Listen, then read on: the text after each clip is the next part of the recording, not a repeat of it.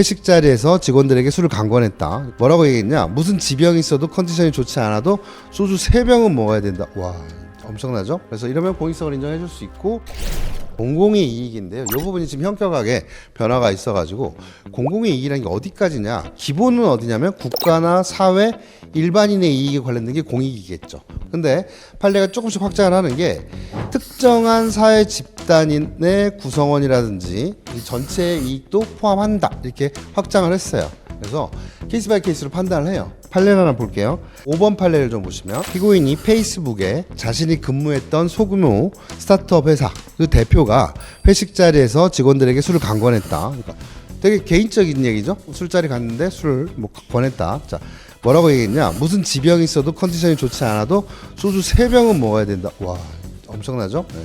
이런 상황인데, 보니까 여기 슬러시 뒤에 좀 보시죠.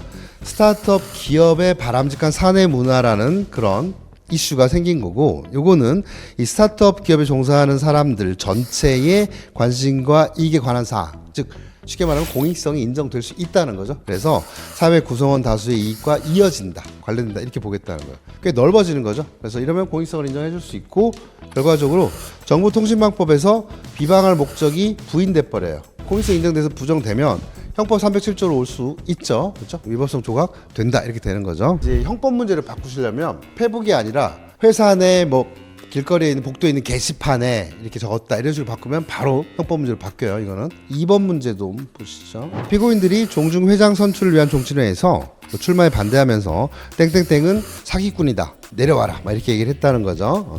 근데 세 번째 보니까 실제 전과가 있었대요. 물론 사기 전과는 아니고 특경가법상 횡령 전과인데, 일반인이 보기엔 그놈이죠. 이 부분은 주요 부분이 객관적 사실과 합치하기 때문에 진실성이 있는 거고, 그 다음에 어때요? 종친회 회장이 누군지는 그 종친회라는 단체 입장에서는 구성원들 전체의 이익이니까 이게 또 공익성을 갖췄다고 보는 거죠. 그래서 원래는 국가 사회 말하지만 특정 단체, 아까 스타트업 회사의 개인 같은 경우도 공공의 이익과의 관련성 인정되면 공익성 인정해준다. 이쪽 흐름을 좀 이해해 두시면 좋겠어요. 결론, 공익성 인정해, 인정. 그래서 310조로 가서 위법성 조각됐고요. 오른쪽 페이지 맨 아래 판례 하나 볼게요. 21년 최신 판례인데, 첫 번째 줄 사실관계 보시죠. 징계 업무를 담당하는 직원이 피해자에 대한 징계 절차 회부 사실이 기재된 문서를 근무 현장 방지실에 게시판에 게시를 했어요. 자, 그래서 기소가 됐는데, 자, 여기서 공익성이 부정된 이유는 징계 회부했으면 게시해야 되는 거 아니한데, 우리 헌법에서 무죄 추정의 원칙 배우셨죠? 유죄 판결이 확정돼야 그 사람이 유죄가 되는 거죠. 이게 지금 포인트가 어디냐면 징계 절차 회부예요, 회부. 가봐야 아는 거죠, 이 사람 징계가 나올지 안 나올지. 근데 절차 회부되는 것만을 미리 올려버리면 어떻게 되느냐? 회부 사실을 공개하는 것은 공익과는 전혀 무관한 게 된다. 그래서 회사 내부에 뭐 능률적 운영 도모하고 상관이 전혀 없다. 공익성 X. 넘겨보시면 판결 이유 나와 있어요. 두 번째 줄 쉼표 뒤부터 보면, 징계 혐의 사실은 징계 절차를 거친 다음에 이름 확정되기 때문에 아직 회부되었을 뿐인 단계에서 그 사실을 공개하면 이거는 사회적으로 상당한 행위라고 보기 어렵다. 공익성도 없다. 공인이 사실을 적시해서 명예를 훼손한 행위가 310조에 따라 위법성이 조각돼서 처벌되지 않으려면 진실한 사실, 그 다음에 공공의 이익에 관한 때에 대해서 행위자가 증명해야 된다. 자고 문제 약간 심화. 판례만 확인해 볼게요. 얘도 적시된 사실이 공공의 이익에 관한 것이라면 진실한 것이라는 증명이 없다 하더라도, 즉 허위라 하더라도 행위자가 진실이라 믿었고 믿을 만한데 상당한 이유가 있으면 위법성을 조각시켜 준다고 그랬죠. 위전착하고 똑같아요. 얘도 위전착 중에 하나니까. 허위사실 적시 명예훼손은 똑같으니까 볼 게 없는데, 판례 하나만 볼게요. 아까 봤던 고의하고 연결된 건데 22년 최신 판례고, 판례가 뽑아준 판례명이 회의라는 전제에서 상급자의 책임 추궁형 질문에 대답하면서죠. 대답하면서. 회의를 하는데 상급자가 자꾸 추궁하면서 물어보니까 대답하면서 말했다는 건 처음부터 전파 가능성, 그 다음에 명예훼손의 고의가 없다는 거죠. 자, 심지어는 살짝 나쁜 놈이에요. 볼게요.